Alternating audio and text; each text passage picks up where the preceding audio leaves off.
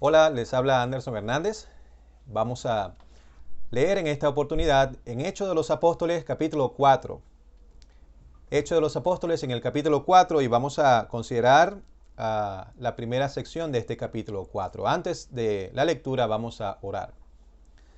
Padre, de nuevo estamos en tu presencia, dándote gracias por el desarrollo que tenemos en este libro y las lecciones que podemos sacar de él, que son tan valiosas en el día de hoy como lo fueron para aquellos cristianos en el primer siglo. Pedimos tu bendición para los hermanos y amigos que escuchan el mensaje, que podamos ser instruidos por tu propia palabra, ser animados, consolados, edificados.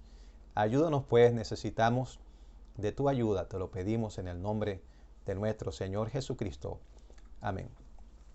Ahora sí, vamos a leer en Hechos capítulo 4 y la lectura comenzará en el versículo 1. Hechos 4, versículo 1. Dice: Hablando ellos al pueblo, vinieron sobre ellos los sacerdotes con el jefe de la guardia del templo y los saduceos, resentidos de que enseñasen al pueblo y anunciasen en Jesús la resurrección de entre los muertos. Y les echaron mano y los pusieron en la cárcel hasta el día siguiente, porque era ya tarde. Pero muchos de los que habían oído la palabra creyeron, y el número de los varones era como 5,000. Aconteció el día siguiente que se reunieron en Jerusalén los gobernantes, los ancianos y los escribas, y el sumo sacerdote Anás, y Caifás, y Juan, y Alejandro, y todos los que eran de la familia de los sumos sacerdotes. Y poniéndoles en medio, les preguntaron: ¿con qué potestad o en qué nombre habéis hecho vosotros esto? Entonces Pedro, lleno del Espíritu Santo, les dijo: gobernadores del pueblo y ancianos de Israel, puesto que hoy se nos interroga acerca del beneficio hecho a un hombre enfermo, de qué manera éste haya sido sanado, sea notorio a todos vosotros y a todo el pueblo de Israel, que en el nombre de Jesucristo de Nazaret, a quien vosotros crucificasteis y a quien Dios resucitó de los muertos, por él este hombre está en vuestra presencia sano. Este Jesús es la piedra reprobada por vosotros los edificadores, la cual ha venido a ser cabeza del ángulo. Y en ningún otro hay salvación, porque no hay otro nombre bajo el cielo dado a los hombres en que podamos ser salvos.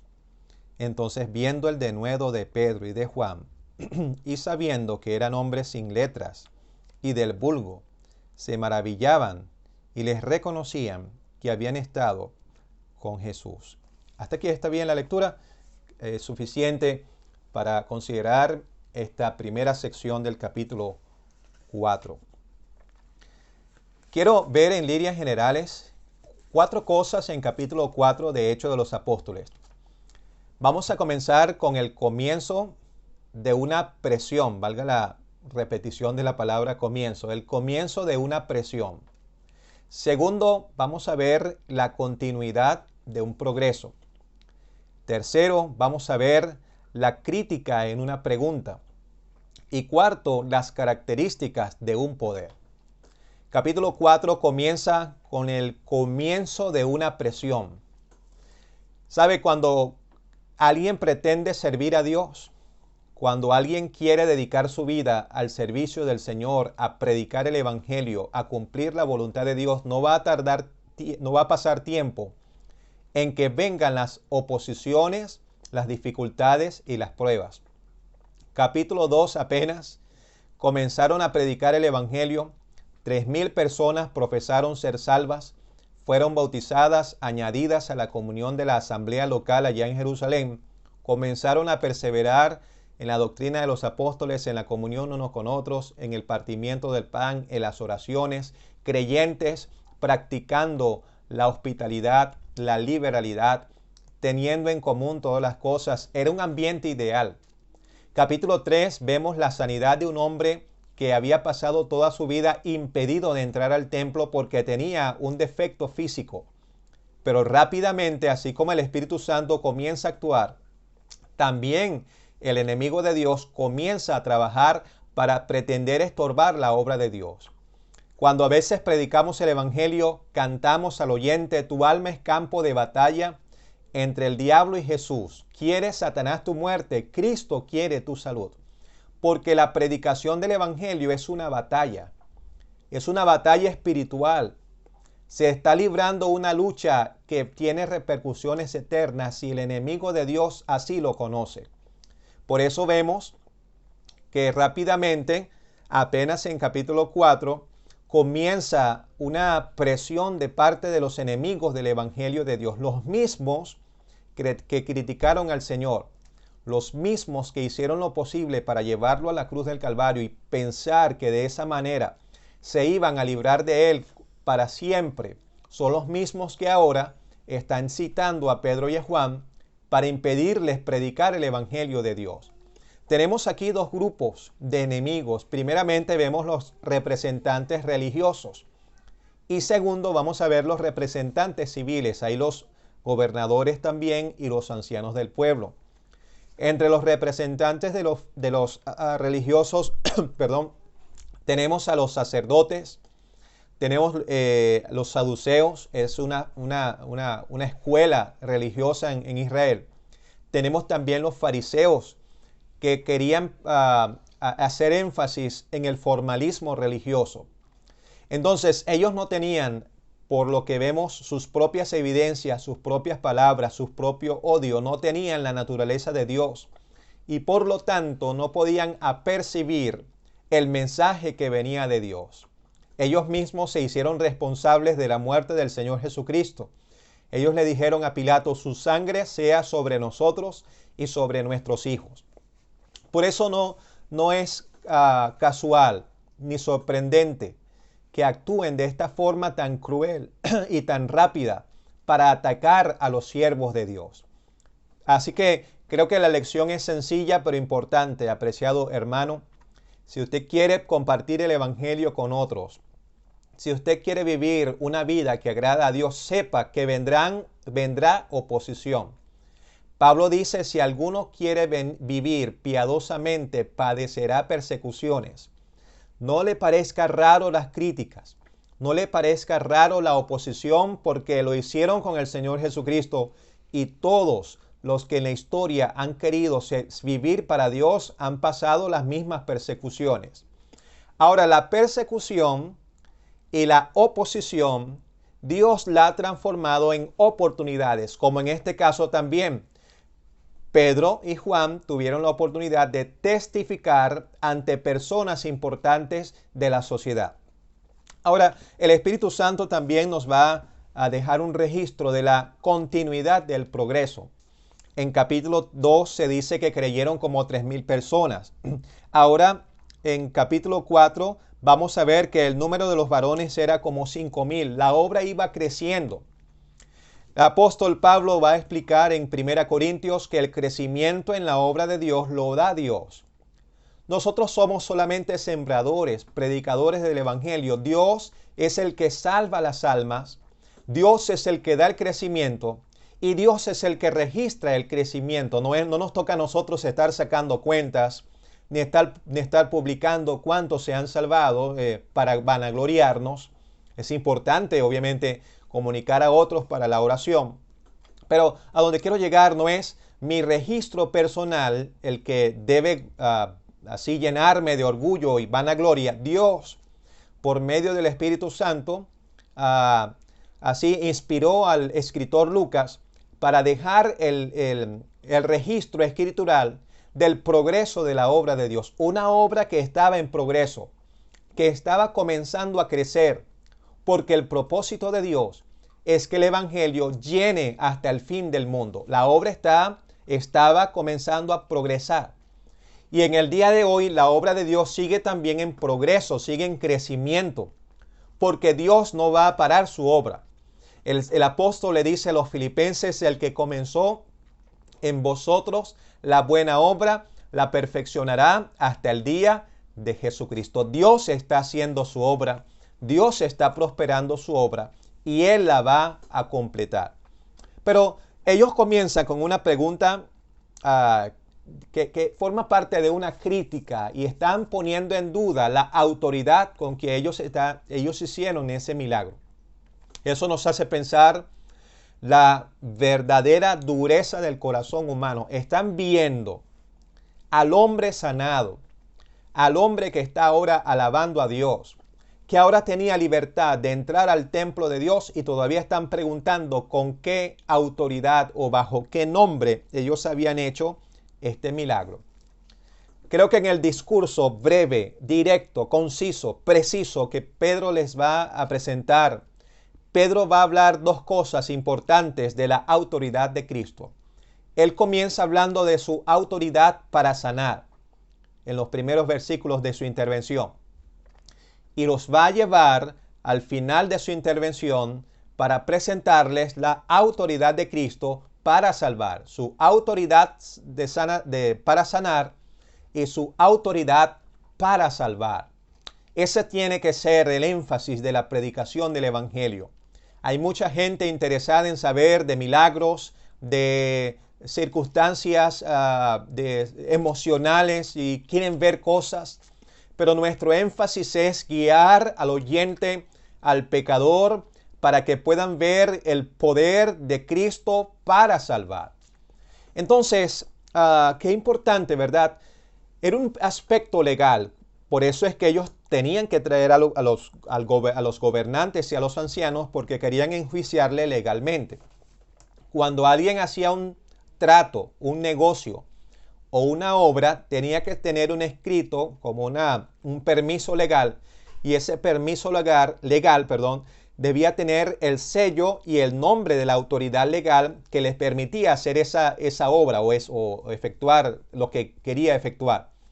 Bueno, Pablo les está presentando su autoridad legal, el nombre que le ha dado la autoridad para ver ese milagro y para pregonar el Evangelio. Es el nombre de Jesucristo de Nazaret. Él menciona ese título, Jesucristo de Nazaret, porque está ante autoridades legales, y por eso él tiene que hablar con precisión. Aquel Jesús cuyo domicilio ustedes conocían desde casi su nacimiento hasta los 30 años, ese que Dios levantó de los muertos, bajo su nombre y su autoridad se ha hecho esta cosa y se está predicando el Evangelio. Ahora, quiero ver las características del poder de Dios a través de la predicación del apóstol Pedro. Primero quiero ver en ese poder que él manifiesta, o que Dios manifiesta a través de él, su dependencia, la dependencia del predicador.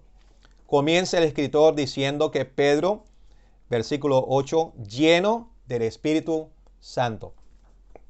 En otras palabras, si Pedro va a hablar el Evangelio, si él va a predicar la palabra de Dios, él lo va a hacer bajo la influencia y bajo el poder y la dependencia del Espíritu Santo. No era su fuerza, porque más adelante le van a reconocer que no eran personas que habían ido a una universidad, a un instituto, a un seminario. Pedro tenía el único recurso válido para su vida, lleno del Espíritu Santo. El poder de la predicación del Evangelio está en la libertad del Espíritu Santo, en la autoridad de la palabra de Dios. Eso de esa palabra lleno, creo que Dios no la pone allí por solamente ponerlo, sino que Dios está viendo a Pedro como un vaso, como un instrumento, como una vasija que está siendo llena para luego ser usada. Es importante que cuando predicamos el Evangelio tengamos esa convicción y recordemos que nosotros solamente somos instrumentos, que la obra la hace Dios, y debemos vaciarnos de nosotros mismos, de nuestros recursos, de nuestra habilidad, de nuestros pensamientos, de nuestras lógicas, y depender de Dios. Que el Señor nos ayude, hermanos, a aprender a depender de Dios cada vez que predicamos el Evangelio. Eso no excluye la preparación personal que debe tener un predicador. Necesitamos buscar el mensaje. Pero el mensaje, como lo vamos a ver más adelantito, lo debemos buscar en la presencia de Dios, lleno del Espíritu Santo. Segundo, su desarrollo, no solamente su dependencia, sino también su desarrollo, cómo él desarrolló su mensaje. Vamos a ver en estos versículos que Pedro va a hablar de una forma contrastante. Por ejemplo, en el versículo 10, él menciona lo que los hombres hicieron y luego menciona lo que Dios hizo. Él dice, versículo 10, sea notorio, y luego dice que en el nombre de Jesucristo de Nazaret, a quien vosotros crucificaste, lo que el hombre hizo. Y luego dice, a quien Dios resucitó de los muertos, lo que Dios hizo. Versículo 11, él va a comenzar hablando de la rebeldía del corazón humano. Él dice, a este Jesús, la piedra reprobada por vosotros los edificadores. Eso nos hace pensar la rebeldía de la humanidad. Y luego va a hablar de la revelación de Dios. Dice, el versículo 11, la cual ha venido a ser cabeza del ángulo. La rebeldía humana y la revelación de Dios. Aunque el hombre le rechazó, aunque el hombre le crucificó, aunque el hombre le maltrató, Dios le ha levantado de los muertos y ahora Él es la piedra del ángulo, el sentido de la obra de Dios, el único poder para salvar, la única fuente de la seguridad es Él. Entonces, Pedro está presentando un mensaje con ideas contrastantes. La otra cosa que quiero ver no solamente es su dependencia, no solamente su desarrollo, el desarrollo de su mensaje, porque, como dije, él comienza hablando de la autoridad de Cristo para sanar, pero ahora les va a llevar a considerar la autoridad de Cristo para salvar. Versículo 12 es un versículo clave en este capítulo y en la predicación del Evangelio. En ningún otro hay salvación.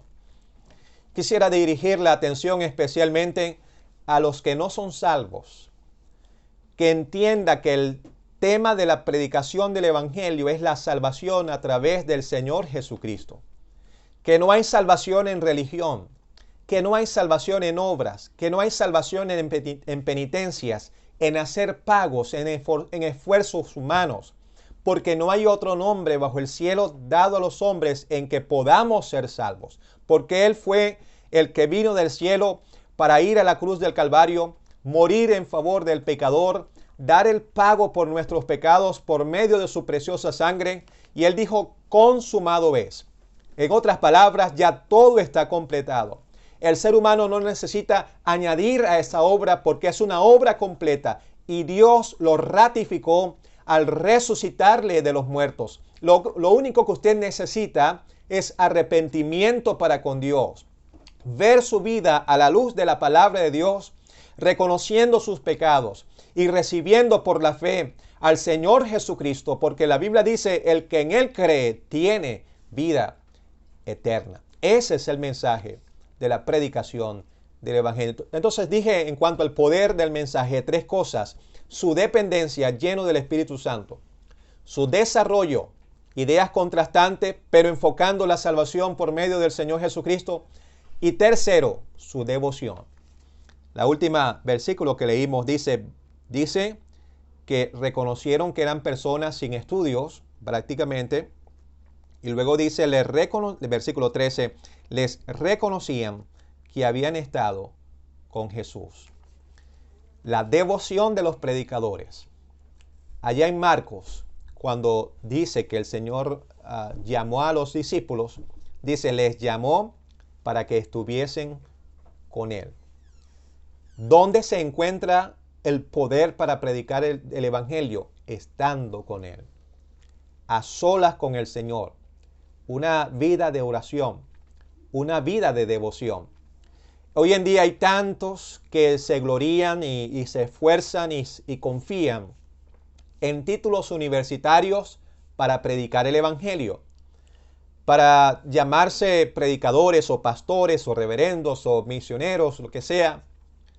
Pero vamos a la palabra de Dios. Moisés pasó 40 años en el desierto, preparándose en la presencia de Dios, formando su carácter para luego ser el líder del pueblo de Dios. Josué pasó años de servicio a los pies de Moisés, aprendiendo del hombre viejo, del hombre anciano, del líder del pueblo, para luego introducir al pueblo de Dios.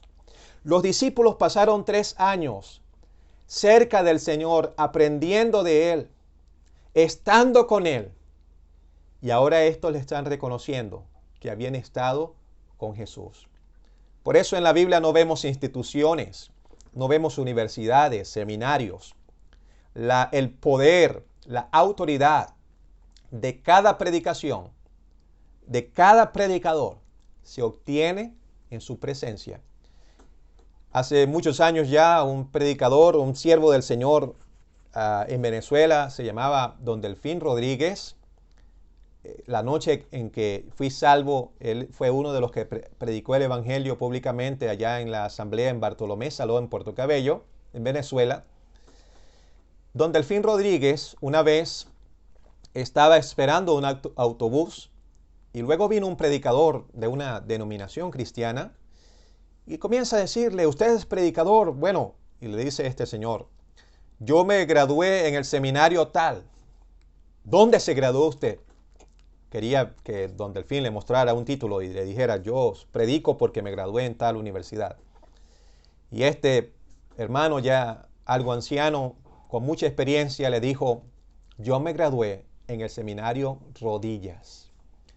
En otras palabras, es en la presencia del Señor, de rodillas ante Él, en la devoción y en la dedicación, en la adoración, sensibles a la voz de Dios, recibiendo su poder, que vamos a encontrar el mensaje de Dios. ¿Y quiénes van a reconocer eso? Los que oyen. Ellos reconocieron que habían estado con el Señor. Apreciado hermano, no dependa de recursos humanos, de la lógica humana, de la sabiduría humana, como el apóstol lo explica en 1 Corintios. No es sabiduría humana la predicación del Evangelio. Es en la presencia del Señor. Es dependiendo de Él.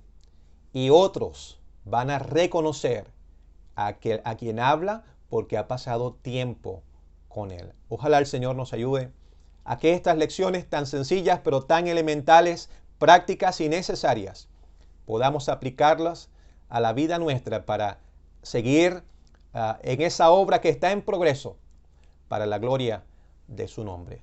Padre, te damos gracias por estas escrituras y por saber que en ningún otro hay salvación.